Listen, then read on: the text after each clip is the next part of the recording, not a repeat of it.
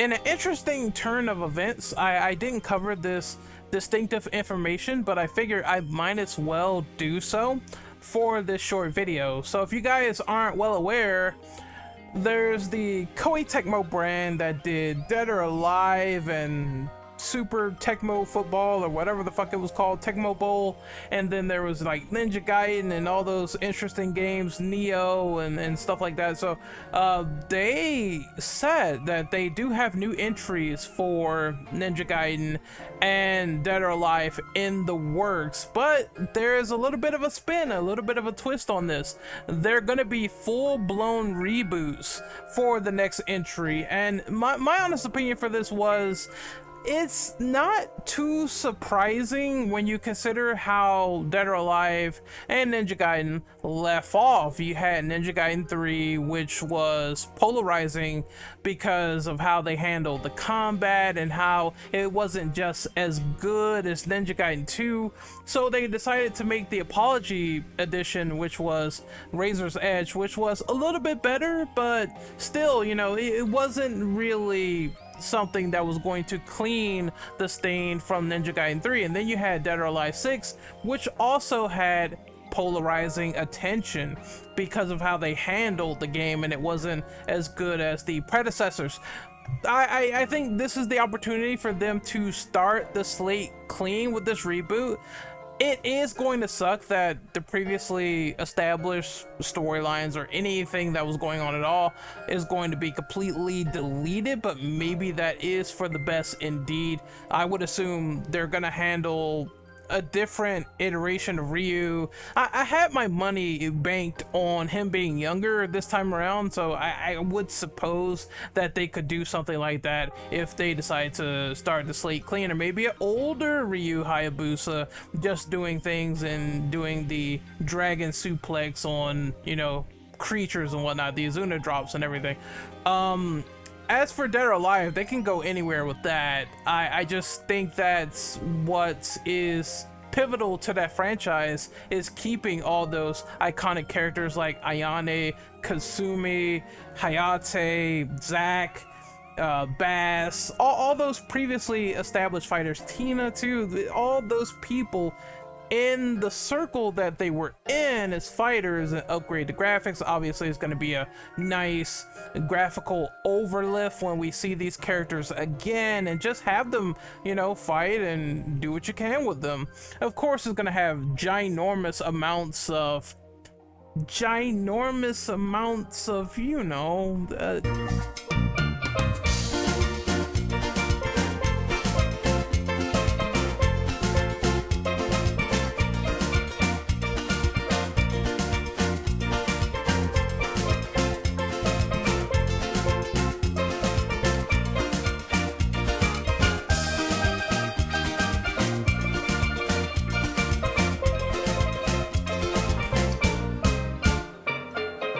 DLC. You know what I mean? You don't have to worry about my previous implication, but they're gonna have ginormous amounts of DLC because people like their waifu wars and dressing them up, and it's gonna cost like hundreds, if not thousands of dollars to see them in scantily clad microtransactions. What are you talking about? These games aren't made for perverts. Come on now.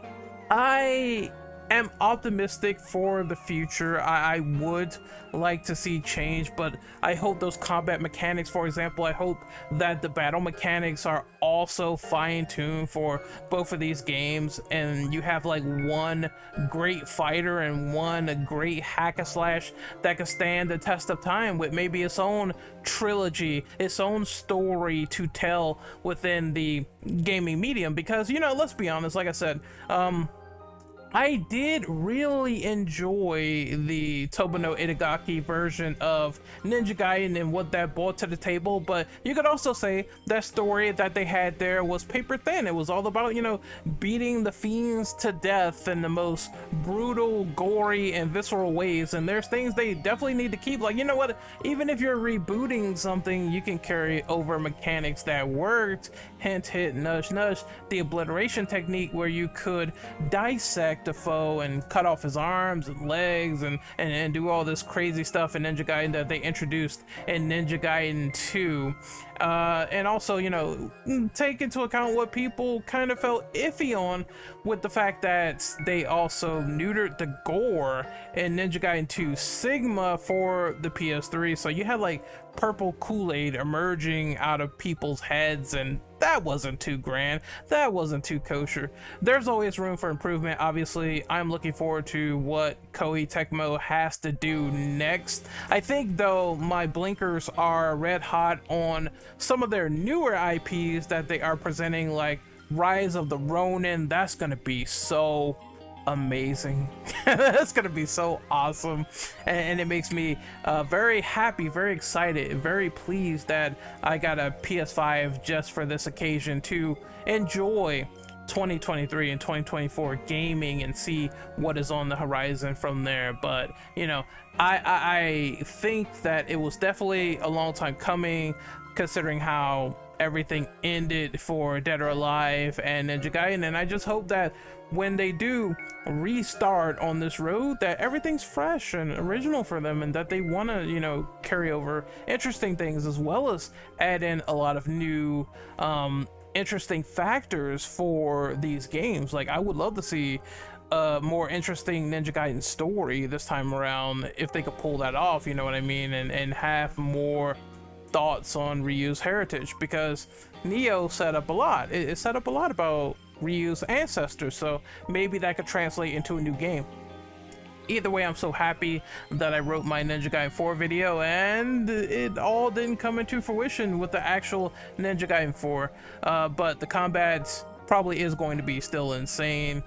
I just hope that it doesn't turn out to be a Ninja Gaiden 3. I heard Hayashi is not even on the team anymore for Koei Tecmo, so I don't know. Maybe there will be like a fresh upstart that comes in and he says, yo, I want to do this, or because Final Fantasy, they managed to grab the combat director of Devil May Cry, so it's like, hey, maybe we can come in and do this. And I also heard rumors that they're going to give Ninja Gaiden to Platinum Games. I don't know how I feel about that. I certainly like Platinum Games. I have no issue with Platinum Games. I enjoyed Bayonetta 1 and I enjoyed Transformers Devastation, also Metal Gear Rising Revengeance. It just doesn't seem like their style fits the mold of a Ninja Gaiden experience. Or maybe it could. Maybe I'm just second guessing myself. I don't know, but I just would prefer if Team Ninja would dig down deep and really do the best they can with this reboot. All they need is like a visionary, a protege, someone equivalent to Itagaki, and I'm pretty sure it would go well. The only reasonable issue I see with Platinum Games is the fact that they only give expedient long development times to Bayonetta, and that's it. Most of their games, they want them out as soon as possible, and that doesn't lend time to projects that needed more creative thinking and replay value put on it. We saw their line of thinking in the past with some of their decisions with Babylon's Fall, Babylon's Fail, Babylon's Fish Out of Water, because what the fuck was that? That's just I don't even know where to begin.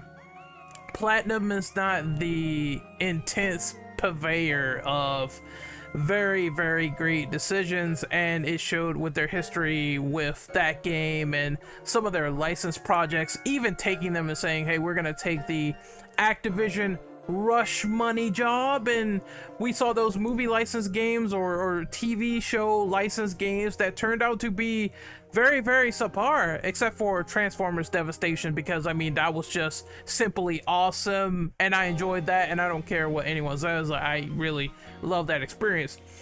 Platinum just needs time to mold and gestate Ninja Gaiden. That's the only way this is going to come into fruition at some reasonable capacity if they are indeed on the project. We don't know yet. It's balancing rumors. Take it with a grain of salt. I think Ninja Gaiden definitely give it the same time that it took the original Ninja Gaiden on Xbox, where it took like 5 years to make or something like that. It was all ultimately worth it in the end, and that game turned out to be so amazing, and I'm hoping the same for this one too. Anyway, comment and let me know what you think of this news, this information on Koei Tecmo and how they're rebooting the Ninja Gaiden and Dead or Alive franchises. I would like to hear your opinions in the comment section below. Like the video, share it, subscribe. You know the deal. Find me in the description. Everything's there. I will see you guys next time. Have a happy fucking new year. Take care. See you later.